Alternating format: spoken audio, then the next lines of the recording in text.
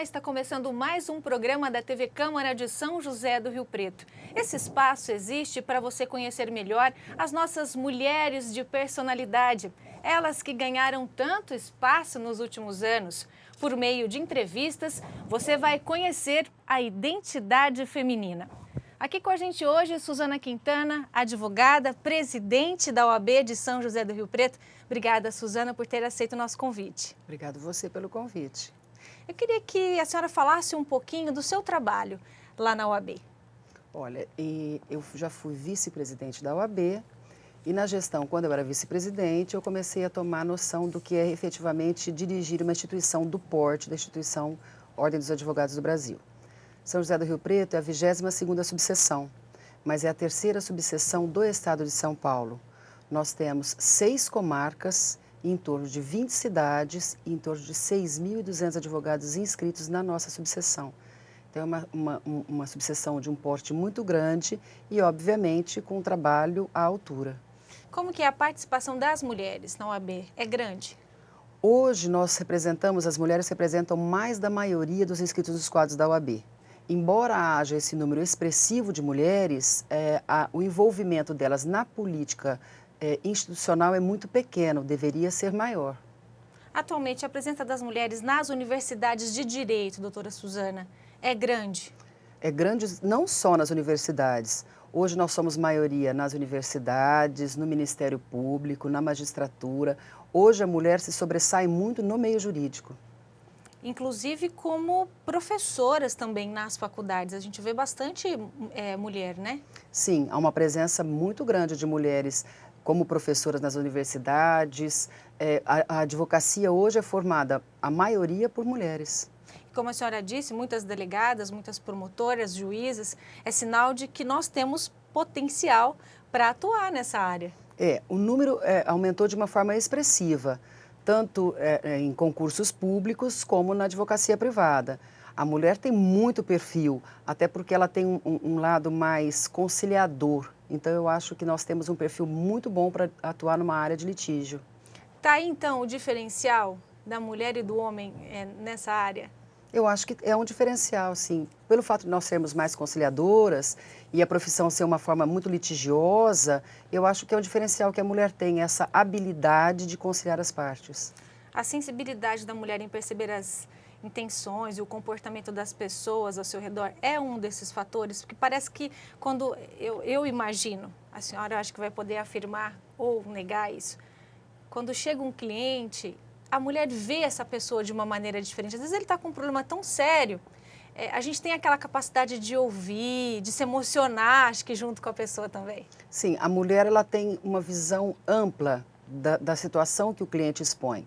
Eu trabalho muito na área de família, então às vezes você é também uma parte psicóloga, porque você vai ouvir todos os problemas que ele tem. Obviamente você vai focar no lado legal da situação, mas nós temos essa habilidade de ouvir, de entender a situação que o cliente nos coloca no momento. As mulheres ainda sofrem preconceito para atuar no direito ou em outras áreas? Como a senhora analisa isso? Eu acho que, de um modo geral, embora tenha havido todo um avanço das mulheres em relação a cargo, em relação às posições que ela ocupa hoje, eu ainda vejo que há muito a ser conseguido. Eu acho que há um diferencial, sim, principalmente em termos salariais. Muitas vezes a mulher ocupa o mesmo espaço, o mesmo cargo que um homem, só que ela recebe de forma diferenciada. Os rendimentos dela não são aqueles que o homem recebe. A gente vê surgindo aí vários cursos de graduação, não só de direito, mas muitos outros, mas falando do direito, que é a sua área. Isso preocupa a OAB principalmente? Na verdade, a Ordem dos Advogados do Brasil ela não tem direito de veto na instalação de novos cursos, ela tem direito unicamente de voz.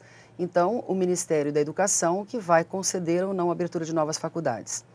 A única forma que a OAB tem de selecionar o profissional que vai entrar no mercado de trabalho é através do exame da ordem, que ele é tão comentado em relação ao número de aprovados ou, no caso, de reprovados nesses exames. O exame da Ordem dos Advogados é a forma que a OAB conseguiu de selecionar este profissional que vai entrar, até porque em razão do grande número de faculdades que existem hoje no mercado. Por que o exame da ordem causa tanto medo? Ele é difícil mesmo, pelo que eu ouço dizer por aí. O exame da Ordem dos Advogados é uma avaliação do que o aluno, do que o candidato, porque naquele momento ele não é mais aluno, né? Do que o bacharel aprendeu nesses 5 anos de faculdade. Então, nada que é solicitado no exame da OAB sai fora da grade curricular que foi apresentada a esses candidatos no período de faculdade. Tem que estudar mesmo para poder passar, tem que se dedicar. Tem que se dedicar, tem que estudar, porque é aí que você vai entrar no mercado de trabalho. Na verdade, o próprio mercado seleciona o bom ou o mau profissional. Só que para você entrar no mercado de trabalho é necessário que você seja aprovado no exame da ordem. Essa é uma pergunta do bom ou mau profissional que eu gostaria de fazer para a senhora também. Como a pessoa selecionar? Porque em toda profissão existem os bom intencionados e os mal intencionados. Como a pessoa selecionar isso? A Ordem dos Advogados, ela faz esse exame para selecionar em termos de compromisso profissional, de conhecimento legal, do que a pessoa sabe para poder ser aprovada e entrar no mercado de trabalho. Agora, durante o curso da vida, durante o trabalho que você vai desenvolver, o próprio posicionamento da pessoa, do profissional, que vai fazer com que ele seja um profissional de sucesso, seja bem reconhecido ou não. É a postura do profissional, e isso existe em todas as profissões. Obviamente que em termos de advocacia, você é muito visado, porque você mexe com a coisa mais importante do ser humano, que é a liberdade. Você também mexe com a parte financeira dele. Então é uma coisa que, quando o profissional ele é mal intencionado, a Ordem dos Advogados ela tem um estatuto próprio, existe um processo disciplinar, e esse cidadão, esse advogado, ele é processado, abre-se um processo disciplinar contra ele e ele é sancionado. Aí existe uma Câmara ali que julga, que investiga isso dentro da OAB? Sim, em cada subseção existe uma comissão de ética e disciplina, que vai ser apurado o procedimento dele. Eu costumo dizer que, comparar como se fosse uma fase policial, uma fase investigativa. Então, como qualquer cidadão, ele tem direito de ampla defesa. Ele vai ser, não existe uma denúncia anônima. A pessoa que se sente lesada vai até a Ordem dos Advogados do Brasil, faz a reclamação em relação a ela, a aquele profissional, é aberto um processo disciplinar. Esse processo disciplinar é apurado, com direito a provas, com direito de defesa, e posteriormente é enviado para um tribunal de ética e disciplina, que é onde efetivamente vai ser feito como se fosse a fase judicial. Audiência, oitiva de testemunha para apurar a conduta desse profissional. Doutora Suzana, a senhora citou que atua na área familiar. Em quais outras áreas, ou nessa também, que as mulheres estão se destacando? Elas preferem mais a área familiar por ter mais tato para lidar com isso? Não, hoje você verifica profissionais em todas as áreas. Nós temos excelentes advogadas na área trabalhista, na área tributária. Nós temos assim uma gama no direito penal, temos grandes profissionais aqui em Rio Preto que fazem inclusive tribunal do júri, que é uma coisa bastante difícil, né? Nós temos grandes advogadas nesse setor. Nós temos hoje advogadas, as mulheres estão se destacando em todos os ramos do direito. Existe, parece que um setor da OAB, uma comissão da mulher advogada, tem isso, né? Em todas as subsedes? Sim, em todas as subseções existe uma comissão da mulher advogada, que é vinculada à comissão da mulher advogada do Estado de São Paulo.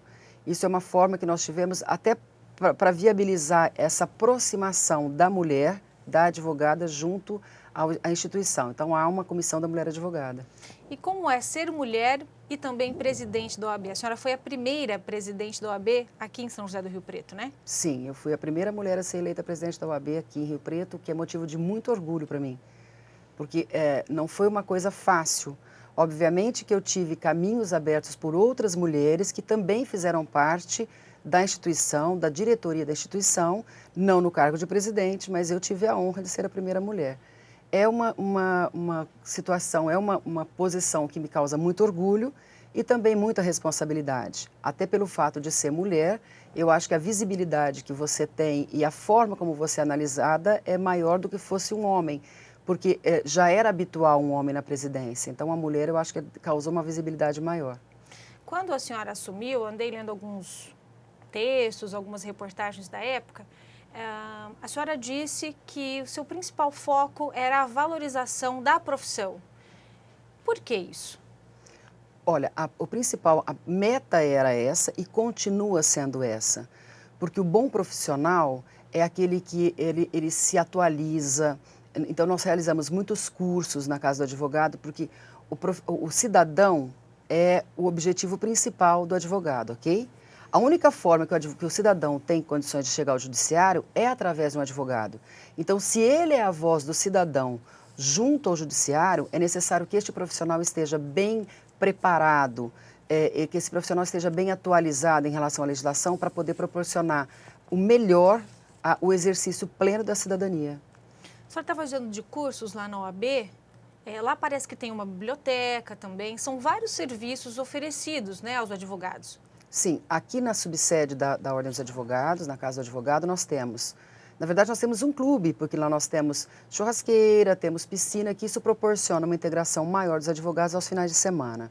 Nós temos na parte administrativa toda a parte burocrática da instituição, temos certificação digital, temos uma comissão de cultura e eventos, temos uma comissão da mulher advogada, do jovem advogado, temos aqui uma CAASP, que é a Caixa de Assistência dos Advogados de São Paulo, que é o braço assistencial da instituição. Temos um tribunal de prerrogativas e um tribunal de ética. Toda vez que a imprensa vai tratar um assunto, direito do consumidor, direito e outros direitos também do cidadão, eles sempre procuram a OAB. Isso porque existem essas comissões lá, né? Primeiro que a OAB tem uma história toda que sempre esteve voltada à população. Esteve voltada a defender os interesses, é uma coisa que é marcante, é histórico na instituição. E nós temos vários segmentos, nós temos Comissão da Mulher Advogada, Comissão do Jovem Advogado, temos a Comissão de Direitos Humanos, temos a OAB Vai à Praça, que é um grupo de advogados que são voluntários, eles vão às praças, eles fazem parte da Caravana da Cidadania para tirar dúvidas do cidadão, ou seja, é a proximidade do advogado com o jurisdicionado. Qual que é o poder que a OAB tem, doutora, para defender a população em várias situações? Direitos humanos, por exemplo. Vou dar um exemplo. Está acontecendo agressões contra mulheres dentro de um presídio. A OAB tem o poder de fazer algo para poder ajudar? Ou em outros casos também? Sim, a OAB sempre se posiciona no sentido de defender os interesses do cidadão.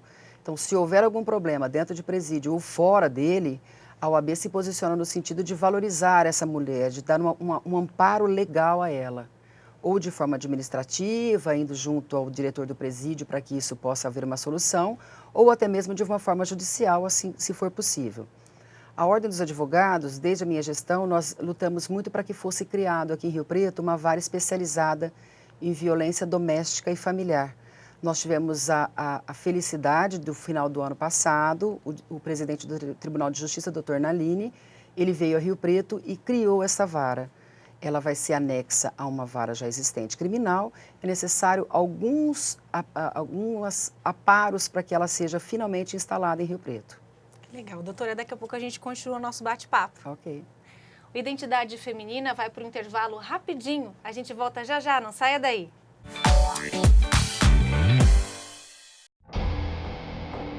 Quando uma pessoa provoca alguém como ele na rua, não tem ideia do que ele é capaz. Sou capaz de deixar pra lá. Minha vida vale muito mais do que qualquer briga ou discussão. No Brasil, centenas de pessoas são mortas por motivos fúteis. Conte até 10. A raiva passa e a vida fica. Paz. Essa é a atitude. Uma campanha do Conselho Nacional do Ministério Público e ANASP. Identidade Feminina está de volta aqui na TV Câmara de São José do Rio Preto. Conosco a presidente da OAB de São José do Rio Preto, Suzana Quintana. Doutora, em 46 anos de OAB, a senhora foi a primeira mulher a entrar para esse cargo de presidente. O que aconteceu na época? As mulheres não se interessaram, não teve outra candidata. O que acontece? As mulheres têm um pouquinho de medo de assumirem essa responsabilidade? Eu sempre estive envolvida na política institucional da classe. Então, eu tenho 30 anos de formada e desde que eu me formei, eu sempre estive envolvida, ou fazendo parte da Comissão da Mulher Advogada, ou de Cultura e Eventos, mas eu sempre estive a par da situação, de como funciona a instituição. E para mim foi uma coisa bastante natural, Porque eu saí candidata a vice-presidente, na época o presidente eleito foi o doutor Odinei, eu fui candidata a vice-presidente, fomos eleitos, e para mim foi uma coisa bastante natural, bem como para o grupo que trabalha comigo na OAB e que já era o grupo da equipe do doutor Odinei. Então a minha candidatura foi uma coisa natural e eu acho que as pessoas receberam dessa forma, porque eu sempre tive esse envolvimento com a política institucional. A senhora concede muitas entrevistas à imprensa e muitas vezes a população se pergunta qual o papel do presidente da OAB. Explica para a gente um pouquinho da sua rotina. Olha, diariamente eu vou até a casa do advogado. Lá eu vou resolver tantas questões burocráticas relacionadas ao problema dos advogados, ou as intenções ou as necessidades da própria classe, quanto eu atendo a população de um modo geral. Então é muito normal algumas pessoas comparecerem até a casa do advogado ou com dúvidas, ou querendo saber a forma que elas devem proceder. Então, a função da presidente também é essa, é deixar a instituição próxima do cidadão. Obviamente que a Ordem dos Advogados é voltada para a própria classe, para os advogados, mas como historicamente nós temos essa condição de lutar pelos interesses da população, do jurisdicionado, porque a forma que ele tem de chegar ao judiciário é através do advogado, eu recebo a população de um modo geral. Então, são várias as questões que aparecem lá diariamente. E ainda encontra tempo para atuar na sua área, no seu escritório. Sim, durante as manhãs eu fico na casa do advogado e às tardes eu dedico à minha profissão, porque eu preciso trabalhar também. Então, às tardes eu fico no meu escritório. E por que a senhora escolheu essa profissão e essa área familiar? A profissão eu escolhi porque eu acho que é uma coisa que eu sempre gostei. Eu sou uma pessoa que falo muito, né?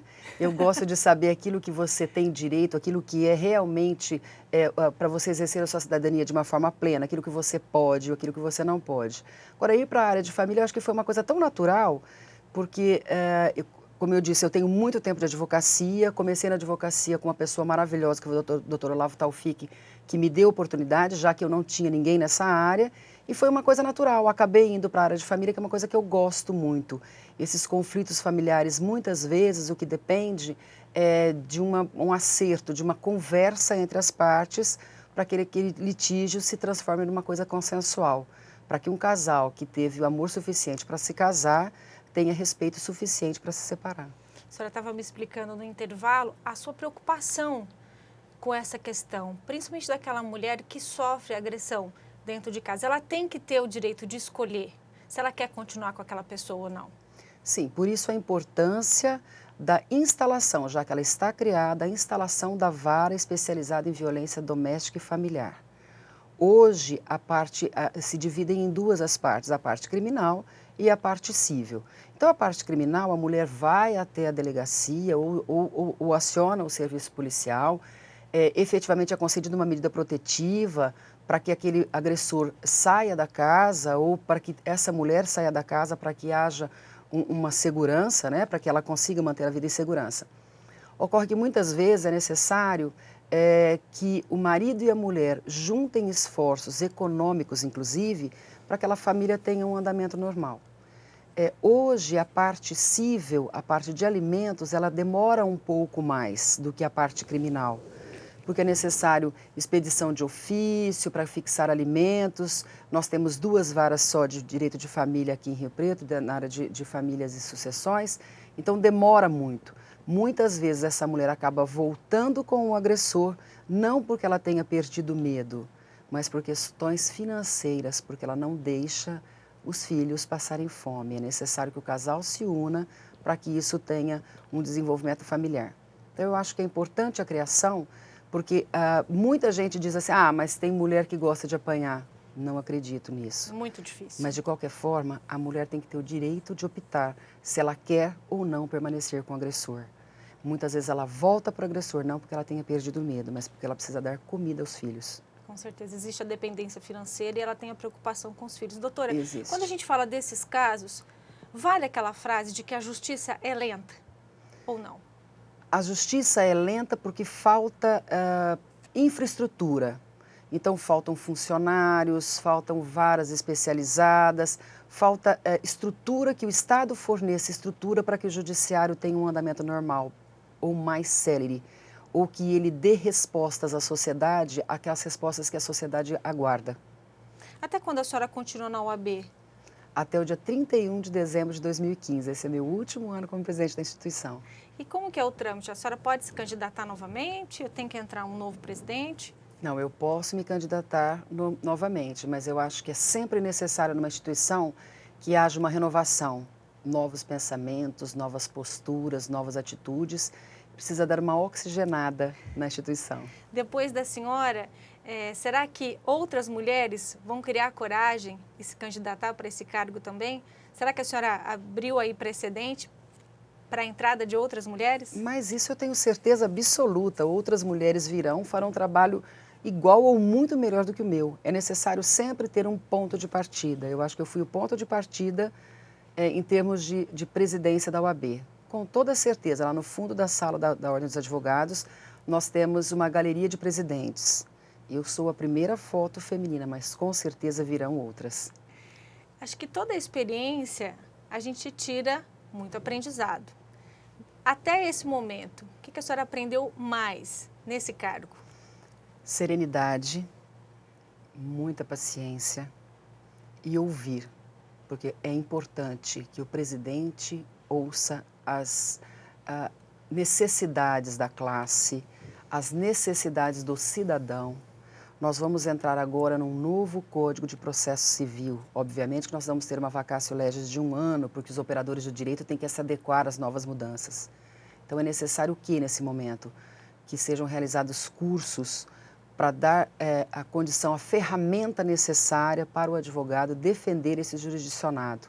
Então, este ano nós estaremos muito voltados ao aprendizado, a colocar o advogado a par das mudanças, das alterações do Código de Processo Civil. O presidente da OAB, ele sempre está muito exposto, principalmente à mídia. Como lidar com a imprensa? A senhora tem um tato diferente para lidar com os jornalistas? Eu sou uma privilegiada, porque eu sempre tive um excelente retorno da imprensa. Eu sempre tive profissionais que foram me entrevistar ou com quem eu estive, que me trataram assim, de uma gentileza, de um respeito muito grande. Eu acho que a resposta é essa, é o respeito que eu tenho por eles, eles têm por mim. Então, eu sempre tive um relacionamento bem tranquilo com a imprensa. Eu percebo que a senhora acaba ficando amiga até dos jornalistas. Isso é bacana, né? Isso é importante, porque muitas vezes eu dependo muito da ajuda do jornalista.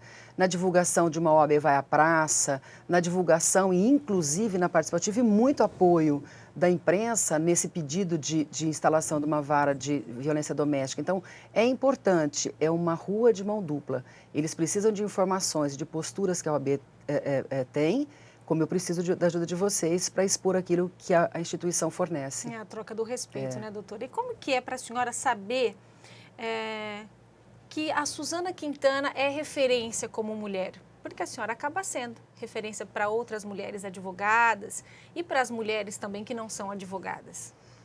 É motivo de orgulho, mas também de muita responsabilidade. Porque à medida que você se torna um modelo, um referencial para alguém, você tem que ser mais cuidadosa nas suas atitudes, cuidadosa nos seus atos, até mesmo nas suas falas.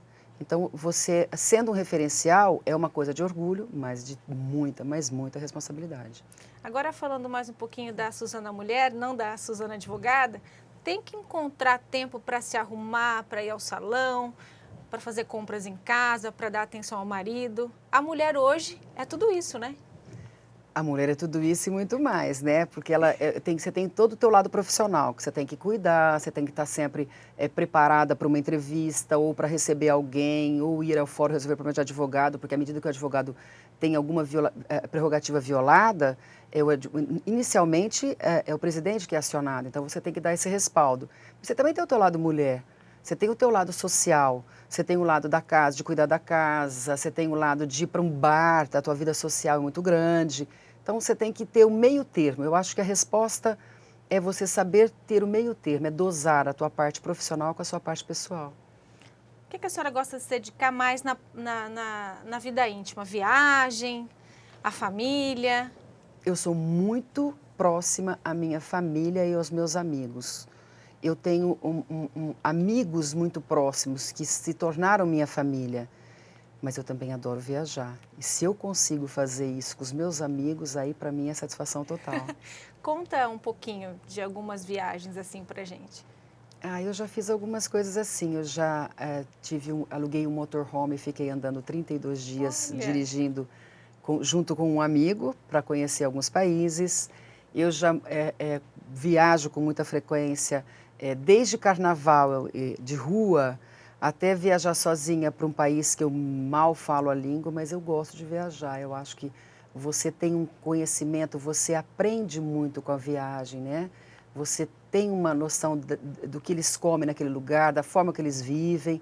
Então, você viaja no Brasil e você conhece um país dentro do próprio país. Uma realidade diferente da nossa, da região que a gente vive. Então, eu gosto. Eu acho que é sempre um aprendizado. Leitura, filme, a senhora aprecia? Muito. Eu gosto muito de ler, gosto muito de filme, mas não gosto de filme de ficção.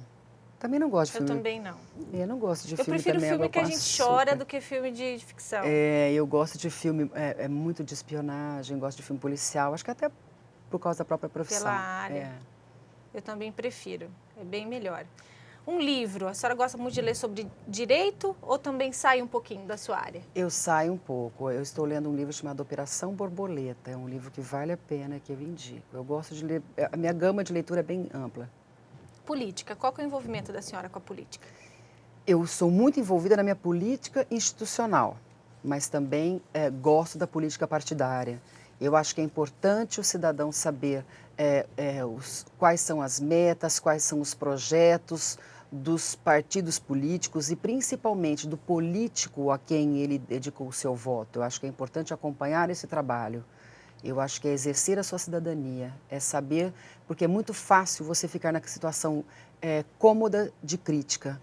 Ok, você critica, mas por favor, dê sugestões, dê a sua participação efetiva como cidadão. Para a gente poder encerrar, como a senhora analisa a situação atual do nosso país, como mulher, como advogada, como cidadã?